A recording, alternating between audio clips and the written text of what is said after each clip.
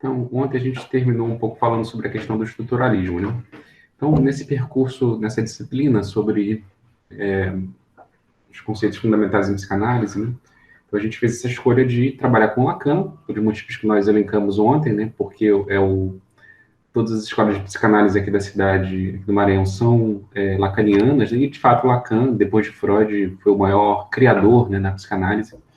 E ontem vimos um pouco sobre o percurso de Lacan, né? O percurso clínico de Lacan.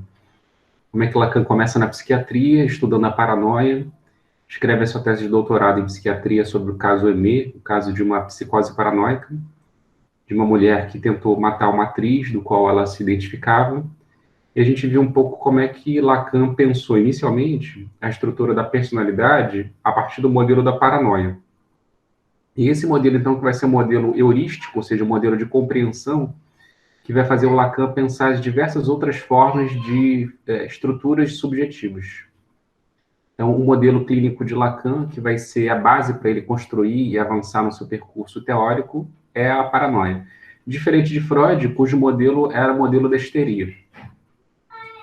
Então, a gente viu que no modelo da paranoia, só estou retomando, né, fazer um pequeno resumo da aula de ontem, para a gente continuar hoje. Então, a gente viu que, na questão da paranoia, né, a relação entre socialização e individualização é uma relação imanente, né? Não há socialização sem individualização e vice-versa.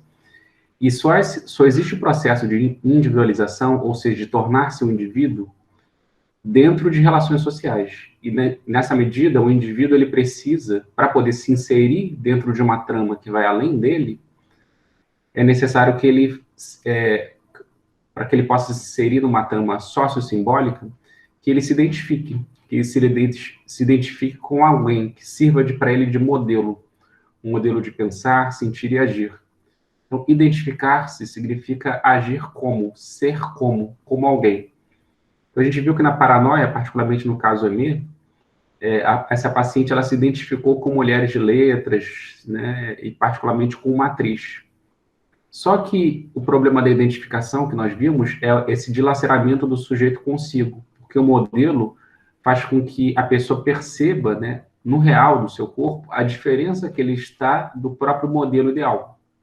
É como se o modelo ideal ele recalcasse essa singularidade física, corporal, né, de gozo, né, de satisfação que é próprio do corpo erógeno, das zonas erógenas, dos objetos faciais, enfim, daquilo que é próprio da singularidade mesmo de cada sujeito. Mas com isso, Lacan ele sai de uma perspectiva organicista, mostrando então que a paranoia e as diversas formas de psicose são fruto de uma história individual. É necessário escutar o sujeito para ver como o sujeito então se socializou e logo tornou-se um indivíduo e por meio de quais modelos de identificação que ele se construiu.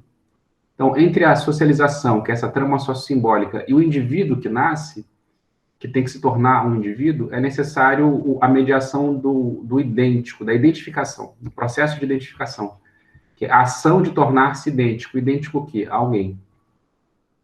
Depois, avançando, a gente viu que quando o Lacan entra na psicanálise, ele não vai sair desse modelo da paranoia, não vai sair desse modelo da paranoia, e vai pensar uma análise da imagem, uma análise do imaginário. E aí a gente viu, então, que o Lacan parte dessa ideia no texto, né, o estádio do espelho como formador da função do eu, ele continua nessa metáfora teatral, né, da personalidade, da persona, do ator de teatro, que dentro de um estádio, né, ou seja, de um campo sociossimbólico, de um campo de socialização, ele precisa se tornar um indivíduo. E como o sujeito torna-se um indivíduo? A partir da captura, ou seja, da identificação com uma imagem. Só que essa imagem é a própria imagem dele no espelho, mediada por outras imagens familiares que estão ao redor dele. Mas o que promove essa identificação é a voz, é a voz da mãe. Ou seja, já começa a entrar aí aquilo que a gente trabalhou muito na parte da tarde de ontem, que é a dimensão do discurso da linguagem. É necessário, então, a voz da mãe, que direcione o olhar da criança e que faça ele, pela sua visão, se identificar com uma imagem. E essa imagem, então, promove uma antecipação do desenvolvimento. Então, a criança, ele dá um salto no desenvolvimento a partir dessa captura imaginária. Na medida em que seu corpo orgânico ainda não tem unidade, né, para percepção e ação. Então, esse é um momento propriamente imaginário que nunca passa na nossa história, né? Mas vejam, aí já entra a questão da linguagem no meio. E foi mais ou menos aí que a gente parou ontem, né? Falando da questão da linguagem, né? De como o desejo para Lacan, esse desejo marcado por um vazio, é justamente por isso, né? Porque o que move, por exemplo, o paranoico nesse processo de individualização, socialização, na verdade todos nós, né, que passamos por isso, né? A paranoia é só um caso específico disso, de uma vicissitude desse processo de socialização e de individualização. Ou a criança que se identifica no espelho, ela é movida por algo, mas o que é isso que move ela? Então Lacan, influenciado por Hegel, vai chamar isso de desejo. Ou seja, esse movimento dialético que faz sempre o sujeito se ultrapassar, sempre ir para fases novas, mas ele em si é um vazio que o move. E esse vazio que o move, então, ele liga diversas imagens. E o que permite essa ligação com as imagens? A linguagem.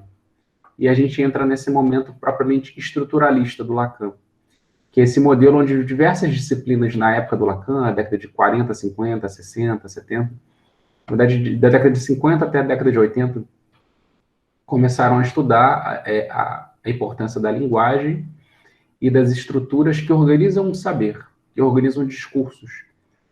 E é nessa medida em que o sujeito deixa de ser o agente para se tornar o objeto ou o efeito. Porque o verdadeiro sujeito aí torna-se o campo sociossimbólico. Então, é aquilo que a gente falava desde o início. O verdadeiro sujeito, numa peça, não é o ator que encena, não é o personagem principal, nem o personagem coadjuvante. O verdadeiro sujeito de uma peça é o roteiro. É o roteiro que delimita os lugares dos personagens, o que cada personagem deve fazer, como a trama vai se desenvolver. É o roteiro que vai dizer que o roteiro e a direção que são o verdadeiro sujeito disso. Ou seja, é o campo, é algo invisível. Então, quando a gente vê uma peça, a gente não percebe que o verdadeiro sujeito ele é invisível. O roteirista, o diretor, eles não estão ali encenando. Da mesma maneira, na nossa trama social, o mais importante não são os sujeitos empíricos que nós entramos em contato, mas sim o outro, o grande outro, como vai dizer o Lacan, que é essa estrutura sócio-simbólica que estrutura todos nós, né? Que nos torna verdadeiros suportes dessa própria relação social. Então, o Lacan vai chamar essa estrutura de simbólico, e da verdadeira relação subjetiva entre o sujeito e a estrutura. E esse inconsciente, então, o antigo inconsciente freudiano, ele é estruturado como uma linguagem, né? Foi assim que a gente terminou a aula ontem, né? Que o inconsciente em Lacan, essa é a grande virada de Lacan, ele não é psicológico, ele não está dentro do indivíduo, mas o inconsciente ele está fora do indivíduo. O inconsciente são as próprias relações sociais, é o próprio grande outro, e de como é que esse grande outro marca o sujeito. Guardem isso, tá? Como é que o inconsciente marca o sujeito? Porque nós temos um sujeito, nós temos um inconsciente. Mas nós só temos um inconsciente, ou estamos no inconsciente, porque nós temos uma relação social, porque nós estamos numa relação social, uma relação intersubjetiva. Sendo que o verdadeiro sujeito com que nós entramos em relação não é exatamente o nosso semelhante ao nosso lado, mas sim o verdadeiro sujeito que nós entramos em relação é o grande outro, que é essa estrutura que nos torna sujeitos desejantes. Até aí alguma dúvida, pessoal, da aula de ontem, que vocês ficaram pensando, gostariam de tirar alguma dúvida? Fiz um pequeno resumo da aula de ontem para a gente continuar hoje. Vocês têm alguma questão, alguma dúvida? Não, professor, pode continuar. Certo. Os demais, mas você pode continuar. Uhum. Então, vou continuar, certo? Então, o inconsciente lacaniano, ele não tem conteúdo nesse sentido, mas ele é vazio. Então, volta aí a ideia do vazio. né? Antes ele falava do desejo vazio de Hegel, né? Agora, a partir do estruturalismo, ele vai dizer que o inconsciente estrutural ele é vazio. Por quê? Porque ele é vazio? Porque ele é uma forma que nos estrutura. Então, os conteúdos é o que menos importa. Desse modo, Lacan supera as interpretações psicológicas da psicanálise. O inconsciente é social, intersubjetivo e linguístico, e não mental, individual e sentimental. Na verdade, a mente é linguagem inconsciente, cibernética, ou seja, relações, que estrutura nossas maneiras de pensar, sentir e agir, ou seja, nosso desejo. Essas formas particulares de estruturação do inconsciente produzem fantasias ou fantasmas. Se o desejo é pura negatividade, a linguagem organiza um sistema de distinções. Desse modo, a lei apenas organiza significantes puros, desprovidos de significado, conteúdo. Então, se o desejo... Então, aí volta a questão do desejo como negatividade, mas aí agora não mais fundamentando-se em Hegel, mas sim fundamentando-se nessa tradição de pesquisa que é o estruturalismo. Então, o desejo aí torna-se pura negatividade. É um vazio onde a linguagem, né, organiza um sistema de distinções. Então, lembram-se que eu falava ontem, né, sobre a base do estruturalismo, que é a linguística do Saussure, né? Que o Saussure diz que a linguagem é um sistema de identidades e diferenças. E é só a partir de uma organização de identidades e diferenças que as coisas vão ganhando significação. Então, veja, isso que é o sistema de identidades e diferenças é o que o Saussure, e mais ainda o Lacan, chamarão de significantes. Então, os significantes são isso, né? São simplesmente imagens acústicas, sons, que na medida em que eles são diferentes entre si, idênticos a si mesmos e diferentes uns dos outros, na medida em que eles têm similaridades, que os sons se aproximam ou se diferenciam, ou se tornam dessemelhantes ou semelhantes, então é nesse sistema de aproximações e de distanciamentos, de relações entre si, que os significados vão se dando, que as significações vão se dando. Sendo o significado, então, um efeito desse processo de significação, ou seja, de formas com as quais os significantes se organizam, se distribuem, aparecem. Então, a lei, isso aqui é a coisa mais curiosa, né? A lei apenas organiza significantes puros, desprovidos de significado, conteúdo. Então, isso é muito interessante, né? Porque a gente já tende a achar, de maneira assim, comum, que a lei nos diz alguma coisa. A lei diz isso, faça aquilo ou faça aquilo.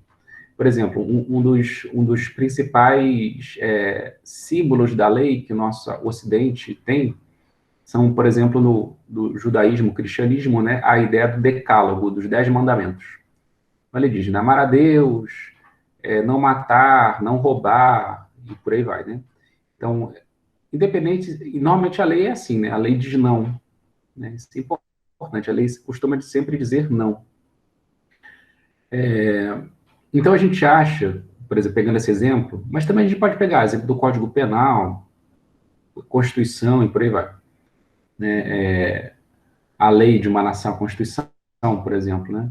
Que a lei às vezes diz não, mas às vezes a lei diz faça tal coisa. Por exemplo, a Constituição Federal diz que o Estado brasileiro deve garantir a vida de todos. Tudo bem que esse preceito não está sendo, né, garantido atualmente pelo atual governo, mas a Constituição diz isso. A Constituição diz o que deve ser feito. Ou o Código Penal diz o que não deve ser feito. É igual ao Decálogo, né, que é a lei do Antigo Testamento, né? Diz o que não deve ser feito. Não matarás, não desejarás a mulher do próximo, não desejarás a casa do teu próximo, né? Ou seja, não, não, não e não. Jesus já deu uma interpretação positiva, né? Uma interpretação, digamos assim, constitucional. Ele não disse o que não deve ser feito, ele disse o que deve ser feito. Deve-se amar a Deus e deve-se amar ao próximo. Então, independente se a lei diz não, se ela proíbe, ou se a lei diz sim, se a lei prescreve, faça isso, faça aquilo, a gente costuma pensar que a lei tem conteúdos. Então, uma lei sem conteúdo não é lei. A gente costuma pensar assim. Só que o que é mais interessante é que a formalização da lei é que a lei nos dá alguma orientação. Ou que a gente deve fazer ou que a gente não deve fazer. Mas a lei, na sua formalidade, ela é vazia. Ela apenas organiza significantes puros, desprovidos de significado, ou seja, de conceito, de conteúdo, e apenas nos dá uma forma. Só isso. Porque, veja, quando a gente olha a história humana e as diversas culturas, sociedades humanas, ao longo do tempo, a gente vê que as leis são os mais diferentes possíveis. Então, os conteúdos da lei, ao longo do espaço e do tempo, variam. Elas são variadas. Então, quando a gente olha para isso, a gente percebe, então, que o conteúdo da lei, independente se a lei proíbe ou se a lei prescreve, é a mais diferente possível. Mas o que é de comum em todas essas leis? É uma forma. Independente do conteúdo, a lei tem uma forma. E o que é a forma da lei? É simplesmente um sistema de significantes, de sons, que criam, que se significam entre si, que nos dão algum sentido, alguma orientação. Então, veja, para que serve a lei? Para nos dar alguma orientação. Só para isso. Independente se é uma orientação de proibição, ou seja, não faça isso, independente se é uma lei de imperativo, faça isso. E mais ainda, independente se a lei diz faça isso e aquilo, ou se a lei diz faça aquilo outro e outra coisa. Ou se a lei diz não faça isso, não faça tal coisa, ou não faça a outra. Não importa. O que a lei faz é organizar significantes para que nos deem alguma significação, ou seja, algum sentido na vida. Só isso, algum sentido. Para que a lei serve? Para dar algum sentido. Só isso. Isso é muito importante depois, né? Daqui a pouco a gente vai ver sobre a importância disso da lei inconsciente, que é uma coisa que se fala muito na psicanálise, particularmente na psicanálise lacaniana. Na lei inconsciente. Ou seja, significa dizer que o inconsciente tem lei, mas essa lei não tem conteúdo. Ela apenas dá algum sentido, alguma orientação. Só isso.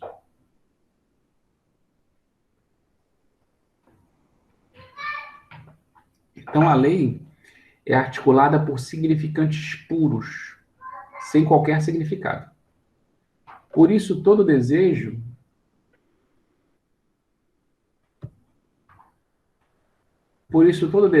é desejo da lei, nos dois sentidos do genitivo, né? Desejo da lei, ou seja, tanto é desejar a lei, quanto aquilo que vem da lei. Então, é desejo da lei, nos dois sentidos do genitivo.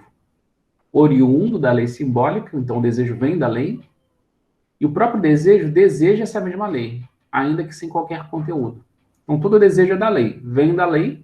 Então, por que nós desejamos? Por que nós desejamos não matar, não roubar, não desejar as coisas do próximo? Simplesmente porque nós fomos subjetivados nessa lei social, ou seja, nesse inconsciente judaico-cristão do Ocidente. Então, por isso que o nosso desejo é da lei. A lei criou o nosso desejo. Em outras culturas, por exemplo, às vezes é o contrário, né? Em outras culturas, assim, não mate, sim, o estrangeiro, mate quem você não gosta, mate o seu inimigo. Né? Então, depende muito. Depende muito. Então, mas não importa da onde, qual é o conteúdo, da onde vem. Todo desejo é feito pela lei, é desejo da lei, que é oriundo da lei simbólica. E, ao mesmo tempo, o desejo quer o quê? Quer o que a lei prescreve ou proscreve. Quer o que a lei permite e nos obriga, nos coage, ou que a lei proíbe e interdita. A gente quer a lei. E a gente veio da lei. O desejo vem da lei. Então, o significado é produzido pela articulação dos significantes. Isso foi uma coisa que eu falei ontem, né? O significado vem apenas dessa articulação dos significantes. Então, o conceito das coisas vem por essa articulação dos significantes.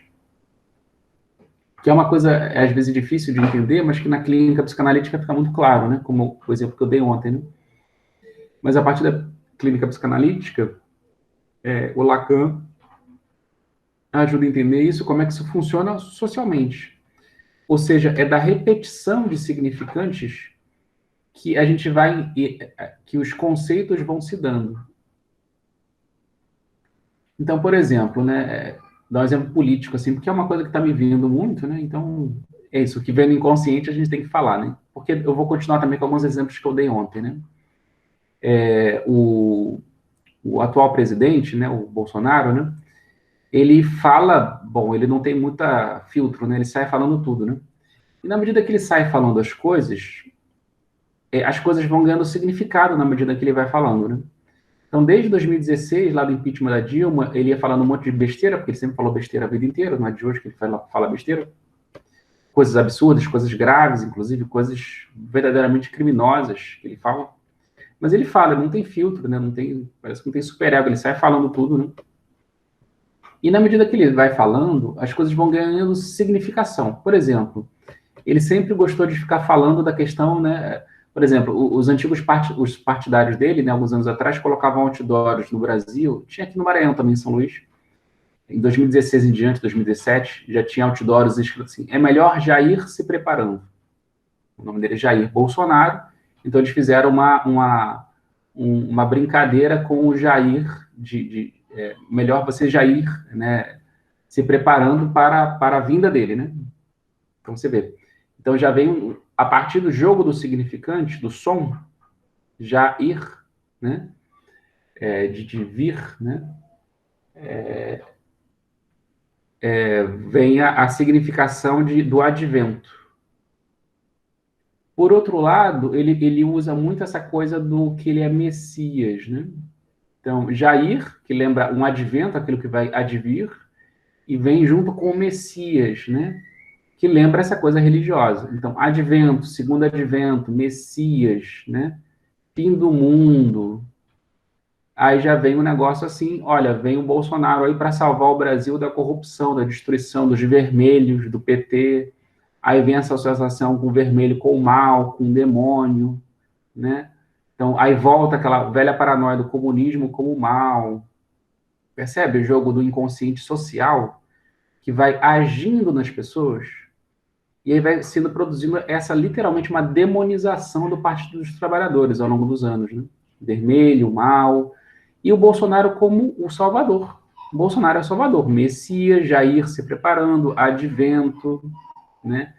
E também essa ideia de fim do mundo, porque, né, na tradição cristã, o fim do mundo não vai ser uma coisa leve, não vai ser uma coisa bonitinha, vai ser uma coisa intensa, e vai ser no fogo, e vai ser destruição. E o fogo, aí o Bolsonaro fala de armas de fogo, vamos liberar as armas de fogo para combater os inimigos, para combater os erros, ideologia de gênero, isso, aquilo. Aí começa a falar um monte de coisa, né? E aí vem um monte de coisa, que vai se articulando e vai ganhando significação. Aí vem o apoio dos evangélicos, porque com esse linguajar que lembra um monte de coisas bíblicas, obviamente os evangélicos falam, ele é o escolhido, né? Vamos apoiar esse cara. Aí vem umas coisas que parecem muito contraditórias, né, para nós hoje. Como é que os cristãos que seguem uma religião lá, que supostamente que eles seguem os ensinamentos de Cristo, que pregava o amor e vivia o amor, como é que esses cristãos podem apoiar uma política que prega a morte, destruição das florestas, destruição das minorias, massacre dos indígenas, armas de fogo, morte, morte, morte. Inclusive agora com a pandemia, né? Morte, morte, morte. Como é que os cristãos podem apoiar um negócio desse? Você fala assim, uma contradição no conteúdo, é uma contradição no significado. Como é que os cristãos podem apoiar um assassino e uma política assassina? É uma contradição no conteúdo, no significado. Mas quando a gente entende a articulação dos significantes da forma, a gente percebe então que a articulação do significante da forma produziu o conteúdo. O conteúdo de que Bolsonaro era, e para muitos ainda é, o escolhido. Ele é o escolhido por Deus, ele mesmo diz isso, muita gente diz isso dele, que Deus escolheu ele. É muito engraçado, né, isso, né? A questão é assim, bom, então estamos presos a isso, né, para ficar nesse exemplo? Não, porque é uma coisa que a gente vai falar daqui a pouco, né, que eu antecipei um pouco ontem, né, para responder aquela pergunta da Dandara sobre a mudança das estruturas sociais, né? O que faz a mudança das estruturas? Bom, é o corpo erógeno, é o corpo real que age, que sente, que age. E aí o corpo erógeno, é ele que age, e por isso ele fala. Então, se você fala novos significantes, se você continuar falando, é isso que faz a clínica psicanalítica funcionar, né? O que faz a clínica psicanalítica funcionar? Que você faça análise, ou seja, que você vá toda semana, que você continue falando. E aí você continua falando, e aí novas sensações vão se dando, a ação vai se dando, novos significantes vão aparecendo, novas ordenações vão se dando, e aí novos significados vão aparecendo. Ontem mesmo eu vi um programa que tem na HBO, mas que eu vejo pelo YouTube, que é um programa de jornalismo e de humor, né? Que se chama Greg News. E aí o episódio de ontem foi sobre fome, né? O crescimento da fome no Brasil nos últimos anos, né? Que o Brasil, que tinha erradicado a fome em 2010, justamente, né, no governo do Partido dos Trabalhadores, né, no governo Lula, tinha erradicado a fome no Brasil, praticamente a zero. O Brasil agora tem uma população imensa, milhões de pessoas do Brasil atualmente estão com fome, né? Houve um crescimento não só na pandemia, mas já estava crescendo nos últimos anos e de um ano para cá houve um crescimento vertiginoso. E, bom, o governo federal, né, esse Bolsonaro aí que eu falei, não está fazendo absolutamente nada para isso, muito pelo contrário, ele destruiu as políticas de combate à fome do governo federal, desde que ele entrou.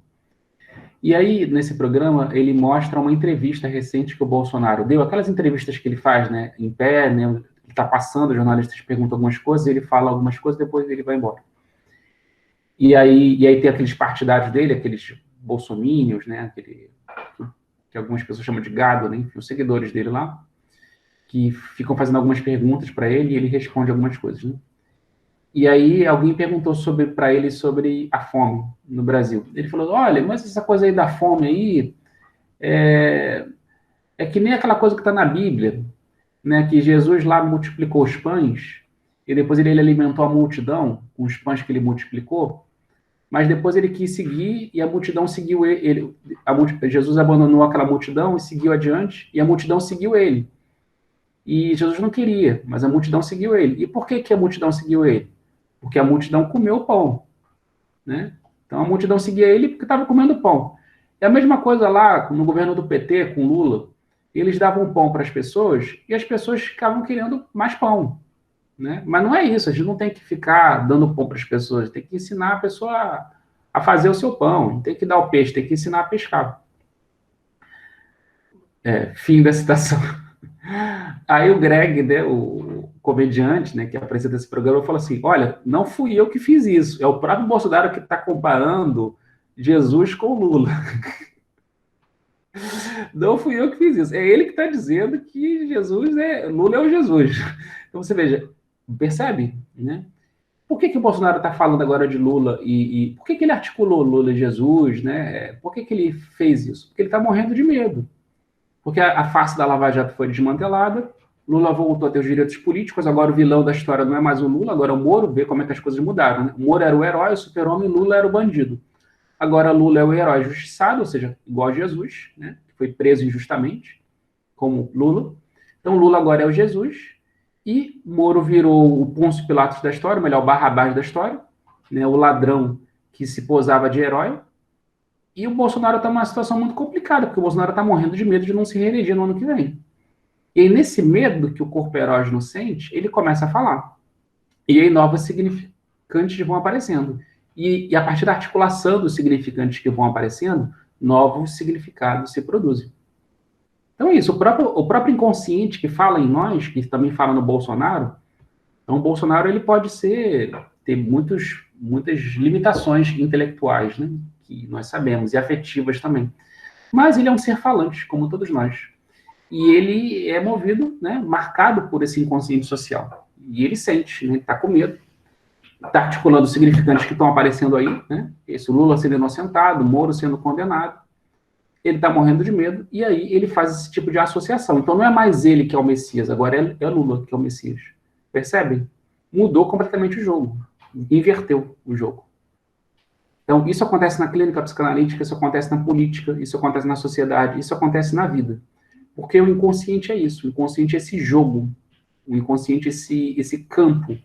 O inconsciente é mais ou menos assim, o inconsciente não é a peça de um xadrez. Imagina um jogo de xadrez, o inconsciente não é o peão, o inconsciente não é a torre, o inconsciente não é o bispo, não é o rei, não é a rainha, não é o cavalo. O inconsciente são aqueles quadradinhos, e mais ainda as regras, que dizem que cavalo se move em L, bispo se move em diagonal, torre se move para frente, para o lado, são as regras do jogo. Só que mais profundo ainda, e mais complexo do que um jogo de xadrez, é que num jogo de xadrez, as regras do jogo estão pré-estabelecidas. Só que o inconsciente social significa dizer, o inconsciente simbólico significa dizer que hoje nós jogamos xadrez, amanhã pode ser dama.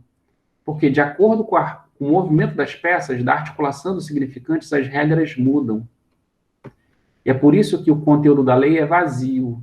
Se hoje a lei tem um conteúdo, amanhã pode ser outro, a depender do jogo dos significantes. Então, o significado é produzido pela articulação dos significantes. Por isso, a lei está por ser significada. Então, a lei nunca tem conteúdo. Os juízes entendem isso muito bem. A lei está sempre sendo interpretada. A lei ainda está para ser significada. Sempre. Sempre. A lei sempre, a partir de um novo jogo, ela é significada de uma nova maneira. Então, a lei está por ser significada, a depender dos lugares lógicos com os quais a articulamos. Nossos amores dependem da maneira como significamos pela linguagem nossas posições de amor. Então é isso, né? Eu dei exemplos de política, né? Então, Lula já foi o herói nacional. Depois ele virou o vilão nacional. E agora, novamente, ele é o herói, só que é o herói ainda injustiçado, né? Tipo Édipo, né? Que foi execrado, teve os olhos furados, ou Jesus que foi preso, crucificado, açoitado. É isso. Então, depende muito. E daqui a pouco ele pode virar vilão de novo, sei lá. Depende muito. Então, os nossos amores, nossos ódios, dependem da maneira como significamos pela linguagem nossas posições de amor. Nossas posições de amor estão variando o tempo todo. Até aí alguma questão, pessoal? Alguma dúvida sobre essa questão do inconsciente vazio, do inconsciente estrutural? Eu sei que não são coisas muito simples, então se quiserem perguntar, pessoal, aproveitem. Entre vocês duas, a Flor de Maria e a Dandara, que está praticamente uma aula particular, né, para vocês duas. Então, se quiserem perguntar alguma coisa, E, aproveitem. professor, mas está bom demais. Sendo particular, nós nos sentimos assim, sabe? Gratificada pela aula.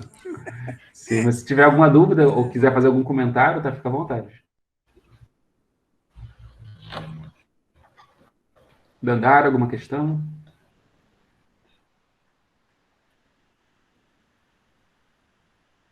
Acho que a Dandara não está nem aí. Não, na verdade, eu não acompanhar o raciocínio de o sujeito, de um inconsciente, ele ser.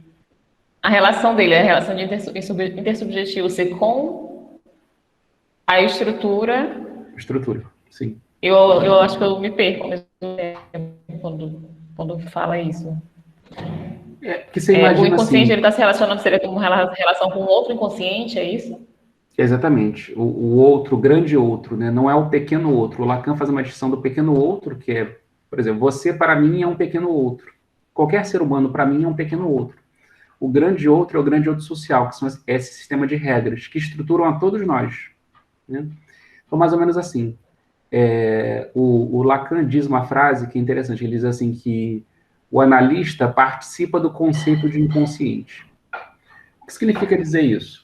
Por exemplo, se você faz análise, digamos que você faça análise com o João, com o Pedro. Você faz análise lá com o Pedro. Aí, beleza, o Pedro é seu analista, você faz análise com ele uma vez por semana, já tem alguns anos que você faz análise com ele e tal. Só que aí, bom, na sua vida acontece mil coisas todo dia, né? Toda semana. E aí acontece coisas na sua vida, sonhos que você tem, atos falhos, coisas na sua vida, sofrimentos, alegrias, que você fica tentando se analisar, pensando o que isso significa para você, como é que isso te afeta. E você, frequentemente, no seu dia a dia, você lembra do Pedro.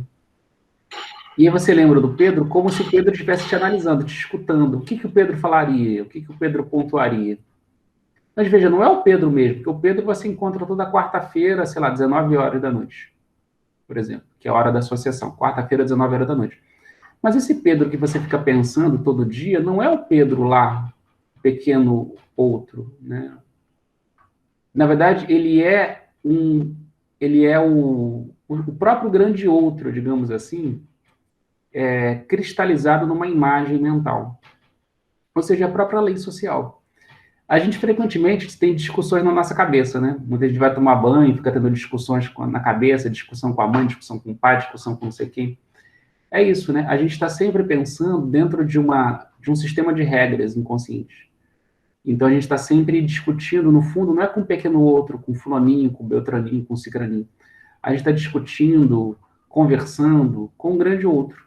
com esse inconsciente que, em si, formalmente, ele é vazio, mas é claro que eles têm sempre um conteúdo sócio-histórico. Em cada época, cada lugar tem um certo conteúdo, e mais, cada época e lugar que tem um certo conteúdo, esse conteúdo marca cada sujeito de uma maneira própria. Então, por exemplo, nós vivemos todos no Brasil, né? Eu dei alguns exemplos de política do Brasil, mas todo esse jogo político, do exemplo que eu dei, talvez não afete tanto você como afeta você, os exemplos que eu dei, de uma maneira diferente como afeta a Flor de Maria.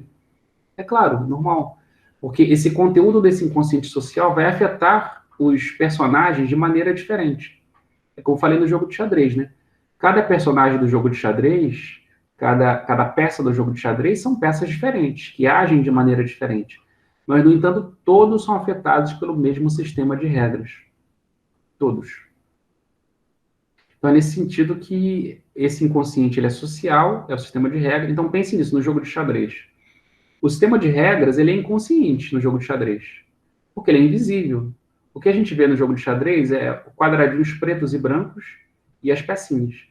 Agora, as regras do jogo a gente não sabe. Ou melhor, a gente sabe, porque a gente usa eles, né? Mas a gente não vê isso. A gente olha para um tabuleiro e não vê o sistema de regras.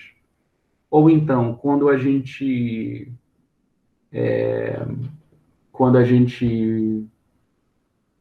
é isso, né? A gente simplesmente responde ao sistema de regras. A gente não vê o sistema de regras acontecer.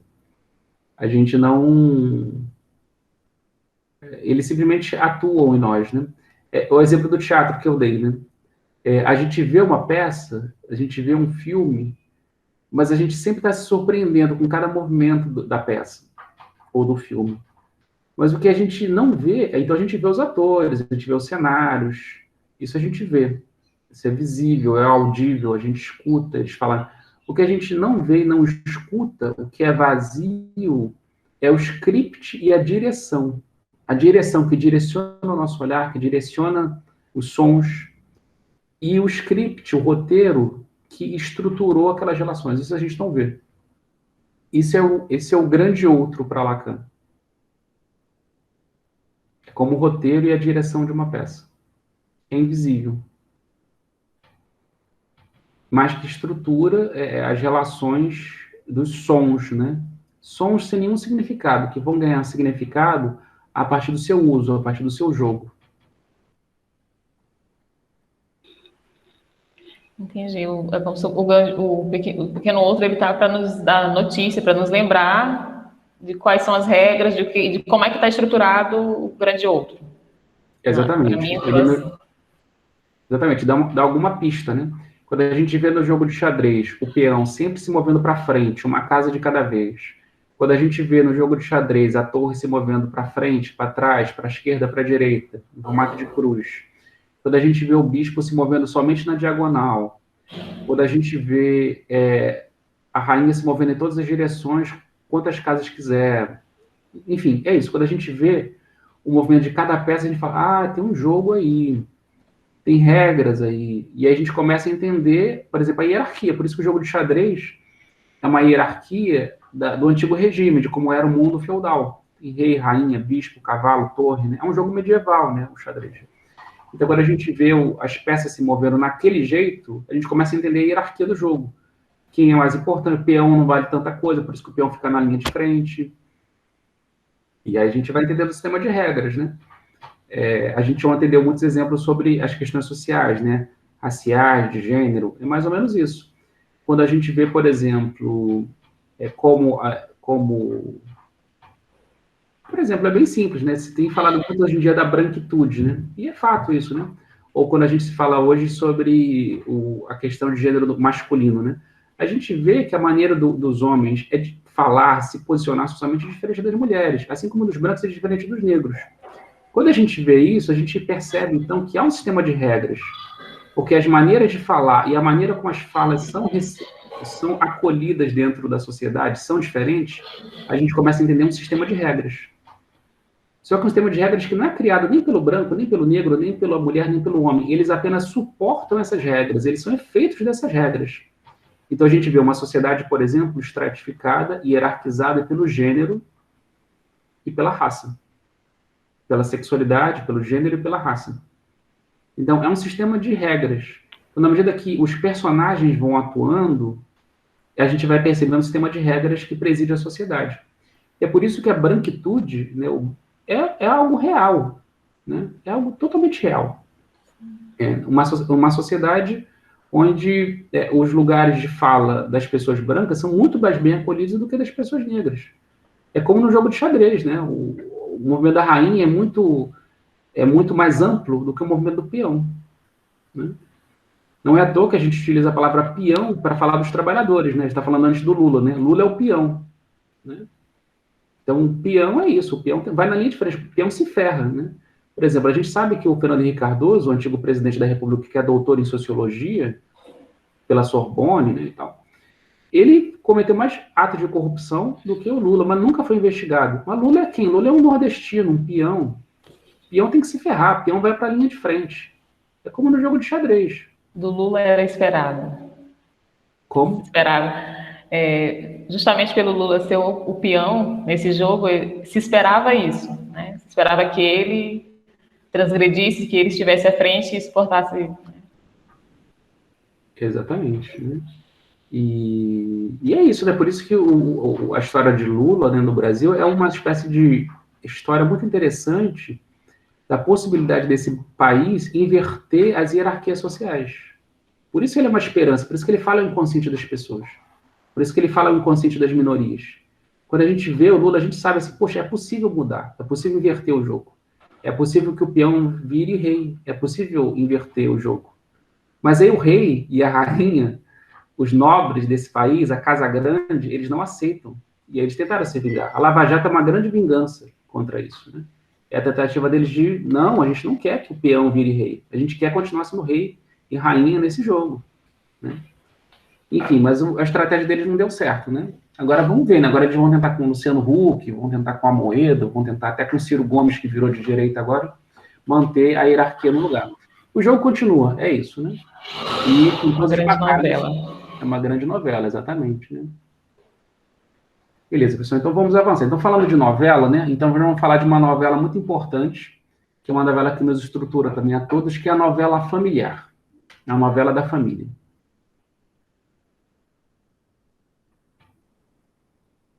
E vocês sabem que a psicanálise fala muito de família, né? Da novela familiar, né? E tem um conceito... E a psicanálise fala muito de novela familiar porque a família é uma instituição muito importante para o Ocidente, né? Então é muito importante, é curioso estar falando de política no Brasil, né? Então, uma das coisas que mais fez o Bolsonaro vencer as eleições foi a defesa dele da família.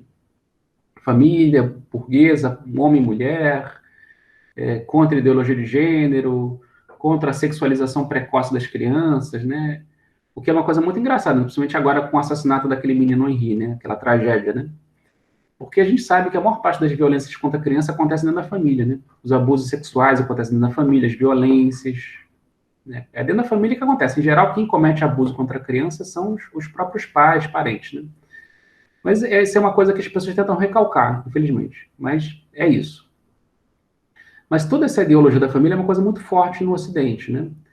Que se diz que isso vem lá do cristianismo, mas muito antes do cristianismo, Grécia e Roma, o Império Romano e a cultura grega já valorizavam a família, como eles diziam, como a célula-mãe da sociedade, né? A família é a célula-máter da sociedade, diziam os gregos e romanos. Então, essa ideologia da família como centro de tudo, muito mais do que cristã, é greco-romana. Por que a família era a célula-mãe da sociedade para a Grécia e para Roma, para o Império Romano? Pelo motivo simples, né? Os pais geram filhos para o Estado. Então, se você gera indivíduos, cidadãos para o Estado, você gera trabalhadores que vão trabalhar, que vão gerar riqueza para o Estado, que também vão gerar soldados para lutar nas guerras do Estado, enfim. Para um Estado se manter, para um Estado ser forte, é necessário uma população. E para que a população seja forte, é necessário que as famílias, que as pessoas se casem e gerem filhos. Literalmente, produção social. A produção social nasce da reprodução dos indivíduos. Os indivíduos têm que se reproduzir. Então, veja, é uma novela muito antiga no Ocidente, né? Então, o predomínio da família no Ocidente ele é muito antigo. E aí, criou-se essa coisa tão importante, né, de que é na família que nós nascemos, somos criados e nos subjetivamos. Em outras culturas, a família não é tão forte quanto no Ocidente. Por exemplo, sociedades indígenas, a família é muito mais ampliada, né? É a tribo, são vários parentes, né? A criança não fica assim tão presa ao pai e à mãe, né? Mas no Ocidente, na história do Ocidente, essa ligação orgânica da criança com o pai e com a mãe é muito forte. E foi com isso que Freud lidou no final do século XIX, início do século XX, quando ele cria a psicanálise. Então, a gente falou que a psicanálise nasce do estudo da histeria. E a histeria tinha muito a ver com complexos familiares. Ou seja, a histeria tinha a ver com um complexo afetivo e significante, né? Ou seja, um complexo de sentido que vem das relações familiares. Freud denominou isso de complexo de Édipo, inspirado lá pela peça, né? Voltando a uma metáfora teatral, do Édipo Rei, de Sófocles, onde Édipo ele tem uma profecia, né? Que diz que Édipo ele está destinado a matar o pai e casar com a mãe. Os pais de Édipo querem fugir da profecia, mas por mais que eles fujam da profecia, mais ela se realiza. Essa é uma pista, inclusive, para entender esse inconsciente lacaniano, né? Quanto mais a gente tenta empiricamente fugir do destino, mais a gente cai no destino. Por quê? Porque o destino não é fruto da ação individual. Édipo tenta fugir do destino, mas o destino é social. Então, como é que você vai fugir do destino se o destino foi feito por uma trama social? As linhas das moiras, né, que são as deusas do destino da Grécia Antiga, as linhas do destino, não somos nós que tecemos, é a sociedade que tece. É o campo que tece essas linhas do destino. Então, por mais que Édipo fugisse do destino, mais ele recaiu no destino. E antes que Édipo fugisse do destino, foram os pais de Édipo que tentaram fugir do destino. Laio e Jocasta, que eram os pais de Édipo. Agora, isso é muito interessante na história de Édipo Rei, né? É uma coisa que até o Deleuze e o Guattari, que são autores que eu gosto, que escreveram um livro de uma análise profunda da psicanálise, que se chama O Anti-Édipo, que eles fazem uma crítica, uma análise profunda do Édipo, como nunca foi feito, né? Na psicanálise, assim, uma análise muito profunda sobre o Édipo. Eles dizem, né, que o Édipo, antes de ser uma neurose de filho, uma paranoia do pai. Porque quando Édipo era um bebê, o pai de Édipo, que era Laio, já tentou se livrar de Édipo, porque o pai de Édipo, Laio, não queria que Édipo, o filho dele, realizasse o destino dele, que era matar ele, Laio, né? Então ele falou, vou me livrar desse menino, porque esse menino vai me matar. Então, antes de ser uma neurose de criança, de filho, o Édipo, ele é uma paranoia de adulto, é o medo do adulto de perder o trono, de ser morto. Então, Laio tentou se livrar de Édipo, abandonou Édipo na floresta. Mas aí, o destino é isso, né? O destino acontece. O destino vai além das decisões individuais, o destino é tecido por muitos. Édipo foi encontrado por um pastor, foi criado, então, o pastor pegou, só que esse pastor trabalhava para um rei de uma outra cidade, né? Porque o Laio, o pai de Édipo, também era rei de Tebas. Então, Édipo era um príncipe, originalmente. Deveria ser criado como príncipe, mas ele foi abandonado no mato, foi encontrado por pastores. Mas ele foi criado por pastores? Não. O pastor foi lá e o pastor trabalhava para um rei de uma outra cidade e o pastor deu a criança para a rainha que não tinha filhos. E a rainha criou a criança Édipo como filho. E aí Édipo foi príncipe de qualquer jeito. De qualquer maneira, quando Édipo cresceu, ele mesmo foi no oráculo, e o oráculo disse para ele a mesma coisa que tinha dito para os pais biológicos dele. Olha, o seu destino é matar o seu pai e casar com a sua mãe. Édipo, então, abandonou seus pais, que ele achavam que eram seus pais biológicos, mas, na verdade, eram pais adotivos. Ele não queria matar o seu pai e casar com a sua mãe. Então, novamente, o indivíduo tentando fugir de um destino sócio-simbólico. Mas não adianta. E aí, Édipo foge para não matar o pai e casar com a mãe, vira um errante, vai para a estrada. E aí, no meio da estrada, ele encontra um comboio de um homem que estava cruzando a estrada, na direção contrária a ele. Então, ele estava indo numa direção, o comboio vindo numa outra direção, ia cruzar com ele. E o comboio, de maneira assintosa, de maneira grosseira, ordenou que ele saísse da frente da estrada, porque o comboio ia passar, e ele se recusou a sair. E aí ele briga com os caras, acaba matando alguns soldados, e acaba matando também o chefe do comboio, que era um rei, que era o pai dele, biológico, Laio, e ele não sabia. Ele matou o pai dele sem saber. E ele continuou o caminho dele da estrada. E no caminho da estrada ele chega na encruzilhada de Tebas, na entrada da cidade de Tebas. E lá ele encontra a Esfinge, que era um monstro mitológico que estava devastando a cidade de Tebas, que era a cidade de Laio, né? E de Jocasta, a mãe dele. E ele desvenda o enigma da Esfinge, que era um enigma bem simples, né? A Esfinge perguntou para ele, né? Qual é o animal que nasce com 4 patas? Qual é o animal... Não, desculpa, né? Qual é o animal que de manhã tem 4 patas, à tarde tem 2 patas e à noite tem 3 patas? O Édipo respondeu, o homem. Quando nasce é bebê, engatinha. Quando é adulto, à tarde, está ereto, com 2 pernas. E quando é velho, à noite, usa uma bengala, tem 3 pernas. Aí a esfinge se destrói, se devora a si própria. E Édipo se torna o herói de Tebas, por ter salvo Tebas da esfinge.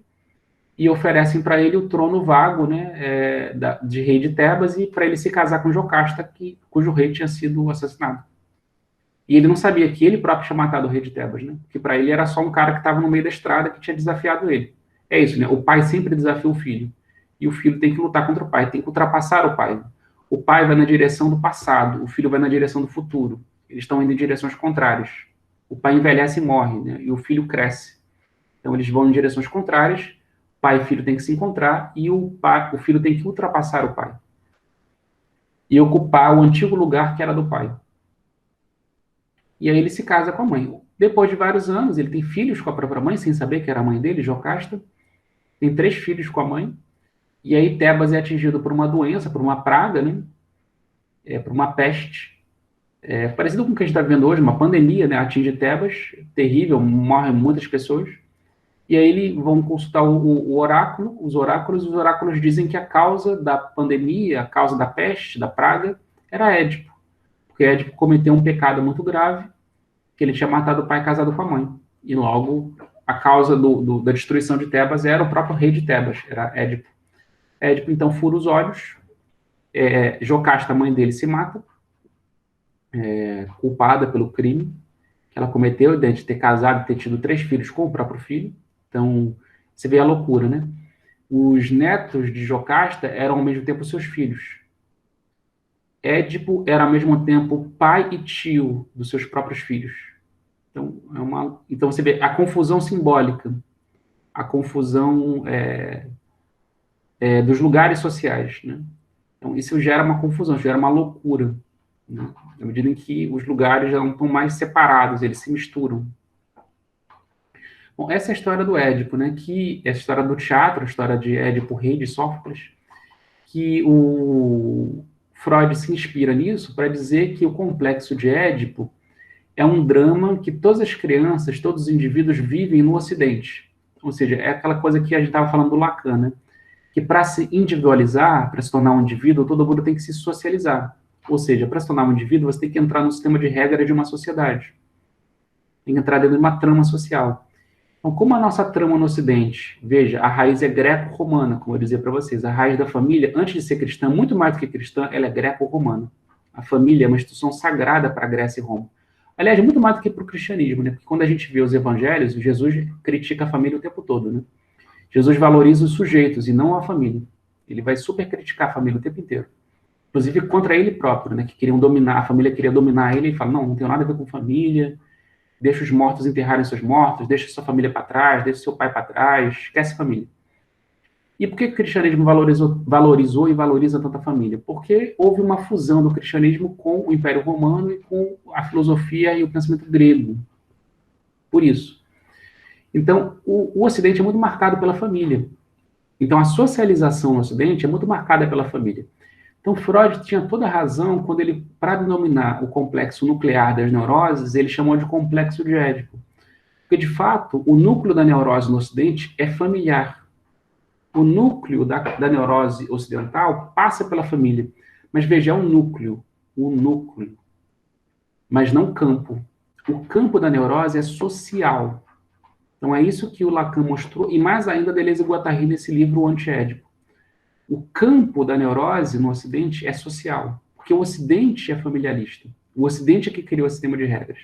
A história do Ocidente, Grécia, Roma, cristianismo, colonialismo, né? Porque nós somos das Américas. O que a gente tem a ver com essa história?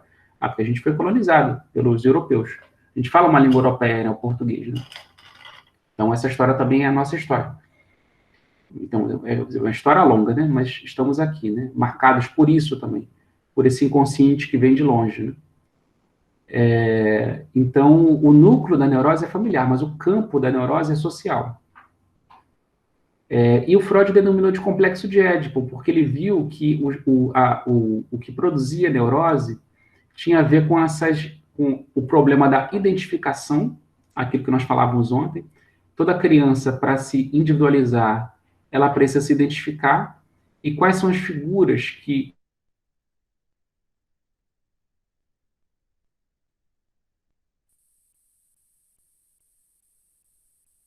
nós nos tornamos indivíduos por meio de uma trama social. E essa trama social nos obriga a nos identificar com o pai e com a mãe. Porque é dentro da família, na família nuclear, burguesa, pai e mãe, que nós somos socializados e nos tornamos indivíduos. Então, esse processo de socialização e individualização por meio da identificação, de nos tornarmos idênticos a nós mesmos, passa por um identificar-se com o pai e com a mãe. Então, em geral, o menino tende a se identificar com o pai, e por ele se identificar com o pai, ele quer amar a mãe, como o pai ama a mãe. E a menina, o contrário, é uma tendência, a se identificar com a mãe, ou seja, o idêntico, parecido, semelhante a ela, a menina se identifica com a mãe, e na medida que ela se identifica com a mãe, ela deseja o que a mãe deseja, que é o quê? O pai. Mas o problema é que a criança não pode ter isso, porque a criança é uma criança, né? Então ela não pode ter relações, ela não tem nem biologicamente condições reais de ter relação sexual com os adultos. Então a criança, como a gente viu no Lacan no estágio do espelho, ela já se acha uma pessoazinha, ela já se acha uma pessoa com 1 ano e meio de idade. Com 2 anos de idade, uma criança, por mais prematura, pequena que ela seja, sem experiência que ela seja, ela já se acha um adulto. Por que ela se acha um adulto? Por um problema de identificação. Ela se identifica com uma imagem e ela já acha que ela é completa. É por isso que as crianças, como eu falava ontem, com 2 anos de idade, elas têm um processo de rivalidade com os adultos, como se elas fossem adultas. É um jogo de força. A criança berra, esperneia, faz o que for necessário para dobrar a vontade do adulto. E o adulto, né, vai lá, é um jogo de força, é um jogo de poder mesmo, é uma relação de poder. Então a criança já se acha um adulto, por essa completude ilusória, porém que funciona da imagem.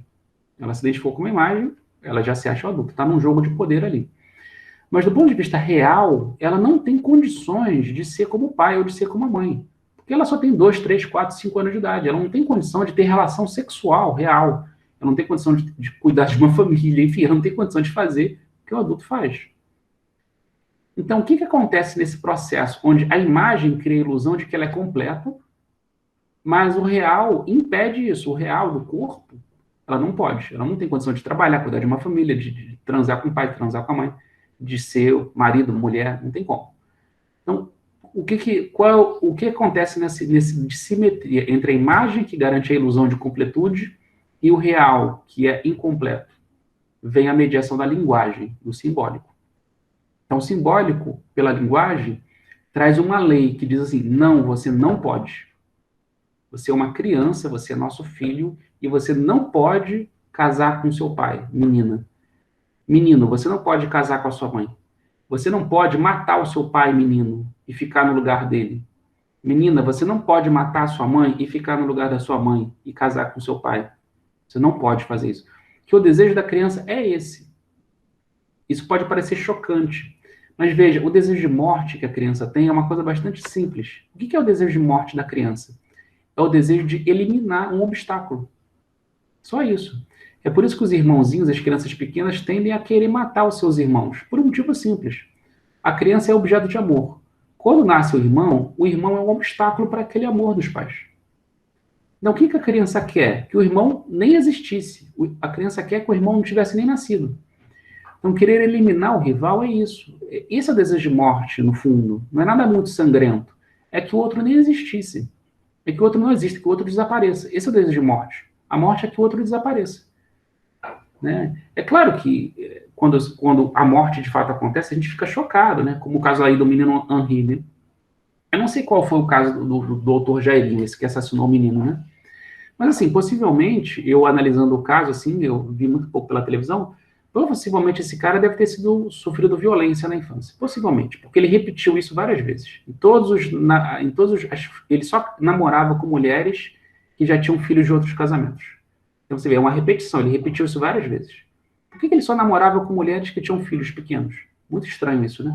Para torturar os meninos. E ele sempre repetia a mesma coisa, namorava com mulheres que tinham filhos de outros casamentos e torturava, batia nas crianças.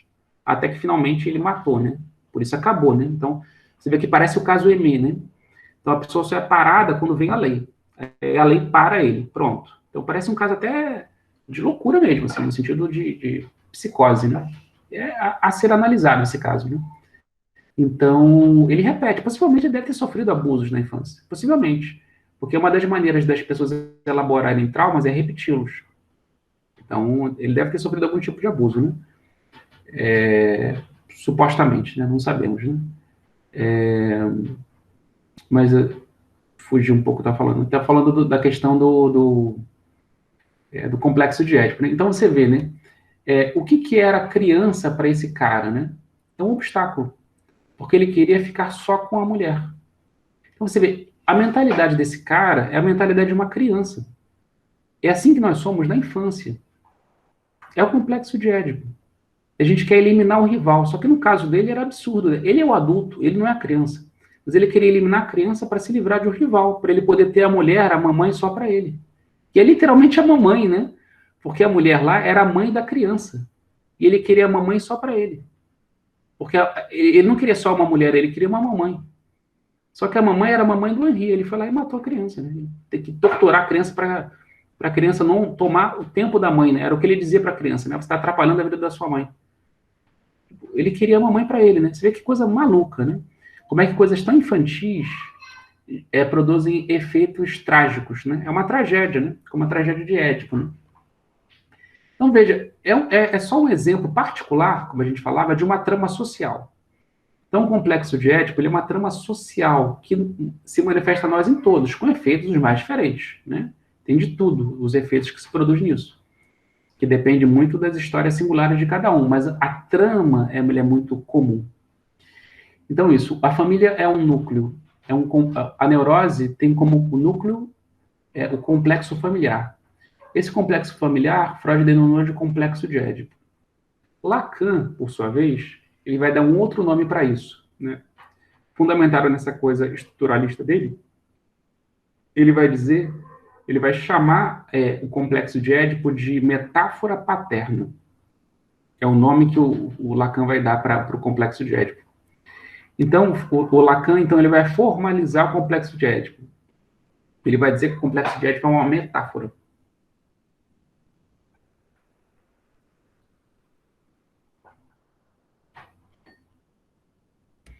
E ele vai dizer que o significante que organiza essa metáfora, essa metáfora é organizada por um significante primordial.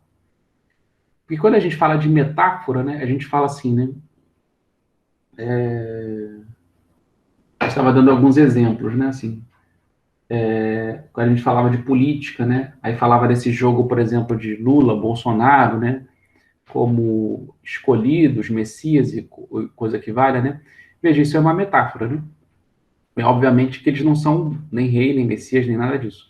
Mas isso é uma metáfora. Essa metáfora, então, significa dizer que eles são como um escolhido, como um Messias. Né? Independente se é do bem ou do mal, aí cada um que julgue, né? Mas é uma metáfora. É fato. Essa metáfora acontece no jogo social. Então, isso é uma metáfora. Significa que eles não são, mas eles são como. A metáfora é essa, é como. Né? Então, o nome do pai, ele é um significante que faz alguém, que faz as coisas, é o significante da lei. Então, o pai na família, ele é como a lei. Quem faz a função do pai na família, ele é como a lei. O nome do pai e a metáfora paterna é a lei. É a lei do desejo e a lei do inconsciente. Então, o pai, ele é como a lei. E a metáfora paterna é para significar isso. De onde provém a lei? De onde provém a lei? Qual é a origem da lei? Da onde vem? Né? Então, o complexo de Édipo, então, ele é chamado por Lacan de metáfora paterna. Então, o que é o nome do pai? O nome do pai é uma função ordenadora do núcleo familiar. Então, é o que eu falava para vocês, né? A lei, ela é vazia. A lei é uma articulação de significantes puros, sem nenhum significado. Mas eles significam alguma coisa. O que eles significam? Algum tipo de ordenação, algum tipo de orientação. Ordena, dá alguma ordem, dá alguma ordenação, alguma orientação, algum sentido. Então, o nome do pai, ou a lei, é o que ordena algo no núcleo familiar, ou seja, o que promove algum tipo de individualização. Só isso. Então, é a lei que nos torna indivíduos, a lei que nos torna sujeitos. Eles nos constituem enquanto indivíduos e dá algum no subjetivo, nos torna sujeitos. Sem a lei, nós não nos tornamos sujeitos. Nós somos o quê? E se nós não somos sujeitos, nós somos o quê? Nós somos objetos. Então, em princípio, nós éramos objetos. Nós éramos objetos da mãe, né? Um bebê é um objeto, que é manipulado, jogado para um lado, jogado para o outro, limpa cocô, dá de mamar, né? Uma criança é um objeto. Como é que uma criança se torna, que é um objeto do outro, se torna finalmente um sujeito do outro, pela metáfora paterna?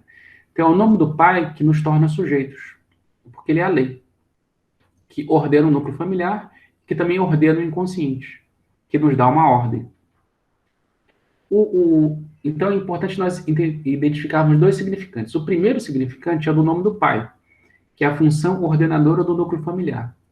O segundo significante importante é o significante do falo, que é a função ordenadora dos modos de constituição da sexualidade. Porque na família, a família ela existe, a vida social existe, porque existe, segundo a psicanálise, uma diferença sexual. Homens e mulheres. Sem que exista homens e mulheres, é impossível a reprodução social. Então é literalmente reprodução, tá, pessoal? Reprodução biológica, mas que também é reprodução da própria sociedade. Porque as pessoas nascem e morrem. Se não tiver reprodução biológica, não haverá reprodução social. Agora, que os seres humanos façam sexo e que nasçam bebês, isso é uma questão animal, biológica. Né? Antes dos humanos já era assim, no reino animal também é assim. Qual é a diferença dos humanos para os animais? É que essa reprodução sexual e social, ela tem que ter alguma ordem, uma ordem humana, ou seja, tem que ter algum sentido humano, uma lei humana. Então, o falo é o significante que ordena os modos de constituição da sexualidade, ou seja, porque que sejamos machos e fêmeas e que machos e fêmeas se reproduzam como animais e criem novos indivíduos, novos corpos biológicos, isso é um dado da natureza. Agora, que nós sejamos homens e mulheres, isso não é um dado da natureza, isso é um dado da cultura. Macho e fêmea é da biologia. Que sejamos homens e mulheres, e que homens sejam de tal e tal modo, e que as mulheres sejam de tal e tal modo, isso é um dado cultural, e não um dado biológico. Então, o significante que ordena, que faz essa separação entre homens e mulheres, e que dão um sentido para os homens e um outro sentido para as mulheres, que cria uma divisão do trabalho, que cria uma divisão do trabalho sexual, que dá um sentido e uma ordenação para homens e mulheres, isso é o falo. Então, o falo é o que faz a repartição dos modos de sexuação. Então, são dois significantes diferentes. Né? O nome do pai é esse significante vazio que dá um horizonte. Então, se eu pudesse utilizar uma metáfora para explicar isso, uma imagem, eu diria o seguinte: imagine um campo, imagine que vocês estão num descampado, uma savana, enfim, um campo, num descampado. E você não sabe para onde ir, você pode ir para frente, para trás, para um lado, para o outro. Para onde você vai? Você não tem bússola, você não está de dia, não tem estrela no céu, você fala, pô, para onde eu vou? Está nublado, você não vê nem o sol, não sabe para onde o sol está indo. Assim, bom, para onde eu vou? Então, o nome do pai é um sentido que te dá alguma direção. Só isso. É como uma placa de orientação, te dá alguma direção. Agora, nessa orientação, ele também diz que o homem faz alguma coisa e a mulher faz outra. Aí é um outro significante que opera aí, o significante do falo. É como se no mesmo descampado tivessem duas estradas, uma para homens e outra para mulheres. Quem faz essa separação de uma estrada para os homens e outra para as mulheres é o falo. e o nome do pai orienta as duas estradas em alguma direção, em algum horizonte. Então, é para isso que serve o nome do pai, ou a metáfora paterna. E dentro do nome do pai, e o nome do pai, então, ele precisa de um outro significante, que é o falo, que fica sobre nós, que separa homens e mulheres, que dá um sentido diferente para homens e mulheres. Porque se o nome do pai é uma função ordenadora do núcleo familiar, não existe família se não tiver uma divisão do sexo. Homem e mulher, pai e mãe. Então, o falo existe para isso. Vamos continuar. Então, a simbolização e interpretação em psicanálise existem para permitir subjetivar a falta a ser do desejo. Mas, para isso, é necessário reforçar a identificação do sujeito ao nome do pai e demonstrar como seu desejo é regulado pelo falo. O que isso quer dizer? Então, para que nós falamos em análise e o analista faz interpretações, faz pontuações para que o próprio sujeito interprete, o analista ajuda na interpretação? Para que a gente simboliza? Para que a gente fala tanto e interpreta em análise? Para a gente entender que essa nossa insatisfação ela é constitutiva, mas é nessa insatisfação que nós nos constituímos. Ela é constitutiva e nós nos constituímos nesse processo sem fim de nos subjetivar. Essa falta a ser é o próprio desejo, que é esse vazio que nos move, esse vazio motor. Então, nós vamos simbolizando, interpretando, para entender que nós fomos produzidos de um jeito e que nós podemos nos produzir de outro. Então, apenas existe para subjetivar essa falta a ser. O fato de que nós não temos determinação. Porque se nós fôssemos determinados, a gente não precisaria de psicanálise. Nós seríamos como robôs ou animais, com uma programação dada. A gente nem sofreria. Ou então a gente sofreria e sem cura possível, sem solução possível. Então nós somos indeterminados. É por isso que a gente procura a psicanálise. Porque a gente sabe que, a gente sente que a gente pode ser outro, pode ser diferente. E a possibilidade de ser outro é porque nós somos indeterminados, porque o nosso desejo é uma falta a ser, ou seja, está sempre indo para o futuro, que nunca tem um fim. Só que a única forma da gente subjetivar essa falta a ser, curiosamente, é a gente perceber que nós somos marcados pelo nome do Pai. A única maneira de nós sermos diferentes é nós percebermos o que nós somos hoje. A única maneira da gente mudar é a gente perceber que nós somos o que somos, que nós nos tornamos, que fomos tornados o que nós somos. A única maneira de nós nos tornarmos indeterminados, reconhecermos a nossa indeterminação, é perceber que a nossa indeterminação foi recoberta de certas determinações. Ou seja, a única maneira de você ser diferente é você reconhecer que você foi subjetivado de um certo jeito. E reconhecer que o seu sofrimento vem disso, que você foi subjetivado de um certo jeito. Então, a única maneira de você subjetivar a sua falta a ser é reconhecer a sua identificação como sujeito ao nome do Pai. Então, é necessário reforçar. Então, a análise serve para isso, para ajudar você a perceber que você foi marcado por isso. E demonstrar como o seu desejo é regulado pelo falo. Como ser homem e mulher no nosso mundo não é fácil. Porque a gente foi marcado por isso. Nosso desejo é regulado por isso. Isso não tem nada a ver com ser homossexual, heterossexual, bissexual, assexuado. Não tem nada a ver, porque, veja, mesmo os homossexuais, bissexuais, transexuais, as diversas identidades de gênero, ou as diversas orientações sexuais são marcados pelo falo. Aliás, nunca não se falou tanto na nossa época como na questão do homem e da mulher, né? Todas essas discussões sobre gênero, sobre orientações sexuais, apenas mostram o reforço, só apenas reforçam o quanto que ser homem e mulher é uma coisa forte na nossa sociedade. O quanto que o falo ele é fundamental. Que a divisão entre homens e mulheres, né, o falo que distribui a falta, porque a falta você vai ser faltoso como homem e você vai ser faltoso como mulher. São duas formas diferentes de ser faltoso. Ou seja, de não ser completo. Duas formas diferentes de ser incompleto. Então, a nossa contemporaneidade só mostra, todas essas discussões de gênero, de orientação sexual, só evidencia o quanto que ser homem e ser mulher não é fácil, o quanto isso nos determina, como o falo é forte na nossa cultura. As questões fálicas, né, da divisão sexual. Então, a psicanálise serve para isso, para a gente perceber que isso não é brincadeira, que a gente realmente é marcado por isso. E é só quando a gente reconhece que a gente é marcado por isso que a gente pode fazer outra coisa. Porque é como se diz naquela frase, né? O pior cego é aquele que não quer enxergar. Então, você não perceber o quanto que nós somos marcados pelo poder é a pior coisa que existe. Nós somos sim marcados pelo poder. E a única maneira da gente fazer outra coisa é perceber o quanto nós somos marcados pelo poder. Até alguma pergunta, alguma dúvida? Quando você falou assim, ó, que independente da orientação sexual, independente da orientação sexual, todos nós somos marcados pelo falo. O falo é o que nos dá informações de como que as coisas estão ordenadas para homens e mulheres, e como que deve ser isso, como se deve performar enquanto homem, enquanto mulher.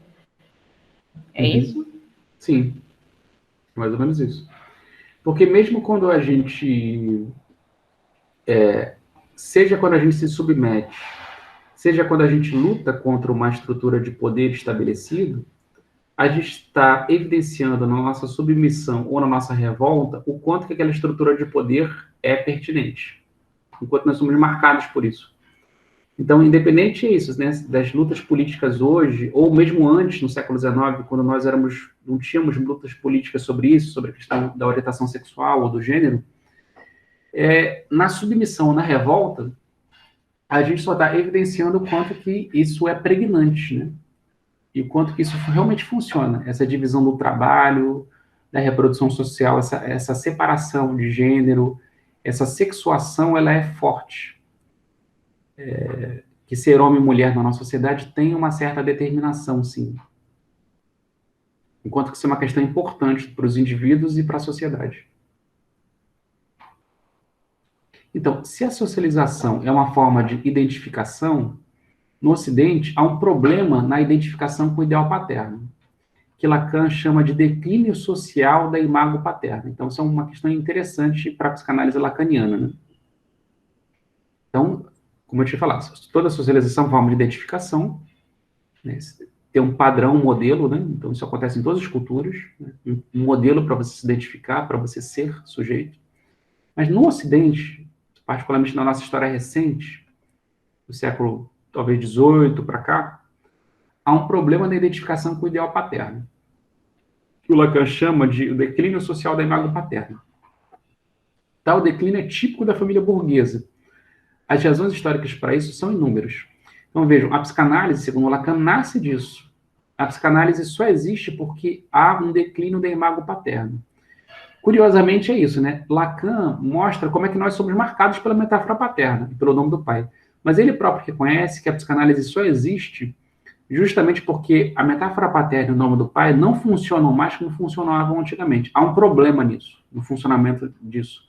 E a psicanálise vem aí para mostrar o fracasso disso, como é que isso não funciona completamente, e de como é que nós podemos dar um outro destino para isso também. Então, o Lacan vai dizer, né, que do ponto de vista lógico, estrutural, o pai é ao mesmo tempo ideal e rival. Ocupa o lugar assimétrico de representante da lei, que normaliza a sexualidade e será internalizado como ideal de eu. E ocupa, por outro lado, o lugar simétrico de imagem rival na posse do objeto materno, introjetado como superior repressivo.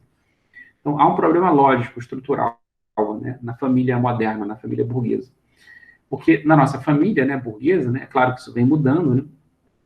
E veja, é muito importante quando a gente fala aqui de pai e mãe, é que Lacan não está dizendo que pai e mãe, necessariamente, é o homem e a mulher. Não é isso. O pai e a mãe, para Lacan, são funções lógicas dentro da família, tá? É claro que, do ponto de vista histórico, o pai, sim, era o marido, né, o homem, e a mãe é a mulher. Historicamente, sim. Mas isso não é o mais importante. O mais importante é que se ocupe essa função dentro da família. Então, o pai, ele é essa função da lei. Então, por um lado, o pai tem um lugar assimétrico, vertical. Ele é o representante da lei. Por outro lado, o pai tem um lugar horizontal, de, então, por um lado, o pai é verticalmente assimétrico ao filho. Ele está numa outra posição hierárquica. Tem uma assimetria entre o pai e o filho, porque eles são diferentes. O pai é superior, o pai é o representante da lei para o filho. Mas, por outro lado, o pai horizontalmente, ele é semelhante ao filho.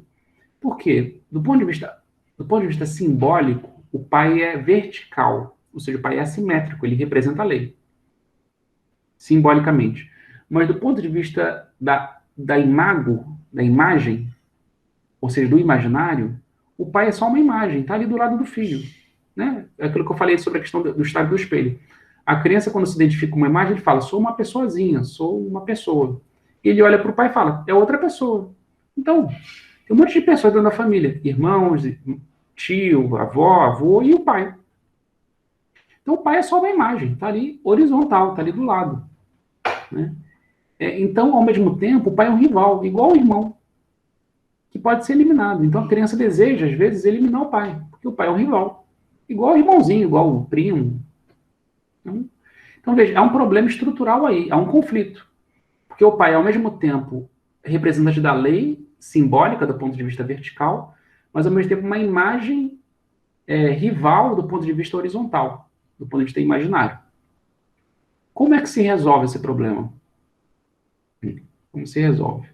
Então, veja, em outras culturas, o Lacan fala, por exemplo, na cultura indígena, esses dois lugares são ocupados por pessoas distintas. Né? Então, por exemplo, na cultura indígena, quem ocupa esse lugar do representante da lei não é o pai, é o sogro, é o avô para a criança, e depois, quando o indivíduo se casa, é o sogro, que ocupa esse lugar da lei. Então, nas sociedades indígenas, né, pelo menos nas que eu conheço, que eu já estudei antropologia, né, e Yanomamis, por exemplo, acontece isso, quando o jovem se casa com uma índia, com uma indígena, ele vai ter que submeter ao pai da esposa, que é o sogro.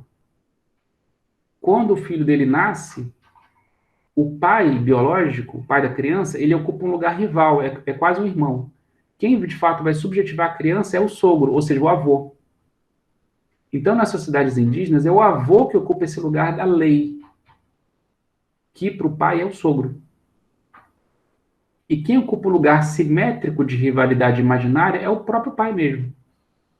Então, veja, como são duas pessoas que ocupam lugares distintos, o complexo de Édipo praticamente é muito diferente nas sociedades indígenas, não é como na nossa sociedade ocidental. Então, a metáfora paterna ela é complexa e contraditória do ponto de vista lógico-estrutural, porque a mesma pessoa ocupa dois lugares estruturais. Um lugar de representante da lei simbólica, verticalmente, e um lugar de imagem rival do ponto de vista horizontal. Então, no passado da nossa cultura, o pai ocupava os dois lugares. Mas você vê que no passado mais remoto, tinha também duas figuras para isso. Por exemplo, nas cidades medievais europeias, quem ocupava o lugar de representante da lei era o senhor feudal, o rei. Inclusive, durante muito tempo na Idade Média, em muitos lugares, o rei tinha privilégios, né? Como, por exemplo, o privilégio da prima noctes, que era o privilégio da primeira noite, né? Que para nós é uma coisa horrorosa, né? Que é quando o homem se casava com uma mulher, o rei tinha o direito de ter a primeira noite, né, com a esposa. Né? Para nós é uma coisa horrorosa, né? Mas por que as pessoas aceitavam isso? Porque quem ocupava o lugar da lei era o rei, né? E o marido, o esposo, é apenas aquela imagem horizontal, né? Simétrica. Então, quem ocupava o lugar da lei é o rei. Quem ocupa o lugar da lei é o senhor feudal, não é o marido, não é o pai de família. Então, você vê que na cultura antiga, no Ocidente, também tinha isso. Agora, conforme o tempo foi passando e nasce a democracia, e se corta a cabeça do rei, e não tem mais alguém que ocupa esse lugar assimétrico, quem que se torna o reizinho na sociedade democrática capitalista? Quem se torna o novo rei é o pai de família. Então, o antigo lugar do rei que foi cortado é simbolicamente ocupado pelo pai de família. Que, aliás, é uma coisa que vem do Império Romano, né? Essa ideia do direito romano, né? Essa ideia do pater potestas, né? A ideia do poder do pai. O direito romano, se eu não me engano, dizia isso, né, que o pai ocupa dentro da família a mesma função que o imperador ocupa no Estado. Então, a função que o imperador ocupa no Estado é a mesma que o pai ocupa dentro da família. É por isso que para o direito romano, que se inspira na cultura grega, todas as pessoas da família são propriedade do pai. A mulher é propriedade do pai, os filhos são propriedade do pai, os escravos são propriedade do pai, e os bens da casa, a casa e os bens, os móveis, são propriedade do pai. Tudo é propriedade do pai. O pai é o imperador, o pai é o rei. Tudo é propriedade do pai. Você vê que é uma coisa que vem lá do direito romano e da cultura greco-romana. Pater potestas, né? O pai é uma espécie de rei. Então, veja, isso ficou no inconsciente do Ocidente. Então, repetindo, o inconsciente não é uma coisa que está na nossa cabeça. O inconsciente são regras sociais que se espalham no espaço-tempo. Então, assim, a sociedade mudou, mas esse sistema de regras, essas histórias, continuam até hoje, né? De maneiras diferentes. Então, com a sociedade democrática, nos últimos décadas, nos últimos séculos, cortamos a cabeça do rei, né? A Revolução Francesa cortou a cabeça do rei, não tem mais rei. Tem presidentes, legisladores que nós escolhemos, que estão sempre mudando. Então, é democracia, o lugar do poder está vazio. Mas quem, de fato, ocupa no real um lugar? Alguém tem que ocupar no real um lugar de subjetivação, porque senão, sem lei, tem que ter alguém que represente a lei para subjetivar os indivíduos, para tornar os indivíduos, sujeitos dentro de uma cultura. Quem ocupa esse lugar é a família, e particularmente a função do pai, Porque essa função pode ser ocupada por uma mulher também, pela mãe, ou pela avó, ou pela tia, né? No Brasil isso é muito comum, né, que mulheres ocupem essa função do pai. Então alguém tem que ocupar essa função da lei. De representante da lei, melhor dizendo, porque a lei não é ninguém, né? A lei é, como a gente viu, uma função vazia, mas alguém representa essa lei. É como um juiz. O juiz não é a lei, mas o juiz representa a lei ao executar a lei. Então, na família, o pai, quem faz a função de pai, que pode ser uma mulher, ele não é a lei, porque a lei é social, e a lei, no fundo, é vazia. Mas alguém tem que representar a lei para poder exercê-la. Então, na contemporaneidade, como eu estava dizendo, vários outros ocupam esse lugar da lei. O que evidencia que esse lugar lógico é vazio, apenas uma função, como eu estava falando. O que somente evidencia nessa história é que ninguém pode ocupar a função simbólica do nome do pai. Então, no fundo, ninguém ocupa essa função, a gente exerce essa função, né? A gente fala de ocupar essa função, né? De uma maneira metafórica, né? Então, o juiz ocupa a função de exercer a lei, né? A gente vê no tribunal o juiz como a lei, mas veja, isso é uma metáfora. O juiz não é a lei, ele é como a lei. Da mesma maneira, quem ocupa a função de nome do pai na família não é a lei, ele é uma metáfora da lei. Porque, no fundo, ninguém pode ocupar essa função. Então, é uma metáfora. Mas, no caso, por exemplo, né, no núcleo familiar, numa família onde a mãe exerce essa função, ela pode uma hora exercer essa função de lei e em outro momento ela não está exercendo. Sim, exerceu claro. a função do pai e ao mesmo tempo, e depois em outro momento está exercendo a Função da mãe, de né? mãe, da Função mãe. de nutrição, de acolhimento, Uhum. de amor, né? Sem dúvida, né? Da mesma maneira, qualquer pessoa na família pode exercer essa função. Às vezes, um irmão mais velho ocupa essas funções, né? Porque são funções simbólicas, né? Para usar o exemplo Vamos usar o exemplo do xadrez, né? O rei e da rainha, né? O rei é aquele que ocupa uma função de pai. A rainha é aquela que ocupa uma função de mãe.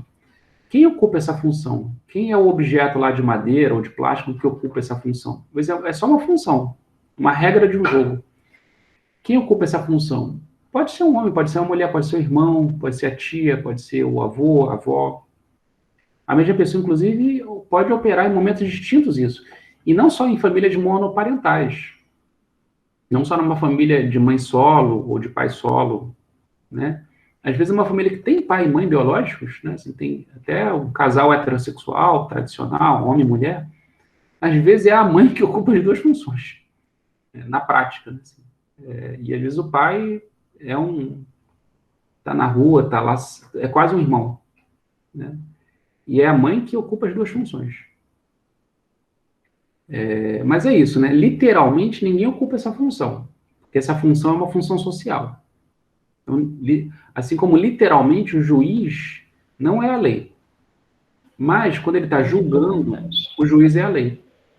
Né? Quando ele está julgando. É por isso que uma mãe, por exemplo, biológica, que cuida lá do seu filho, tem um momento em que ela ocupa essa função. Por exemplo, é como juiz, tem um momento do juízo, um momento do tribunal. Então, quando a criança faz uma bobagem lá e a mãe tem que exercer a lei, ou a mãe tem que castrar o filho, não pode, tal coisa, aí naquele momento ela ocupa aquela função, mas depois ela sai daquela função.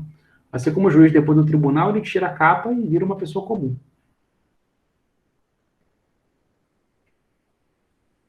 Pessoal, vamos então dar uma pausa aqui, vamos fazer um pequeno intervalo de uns 10 minutinhos.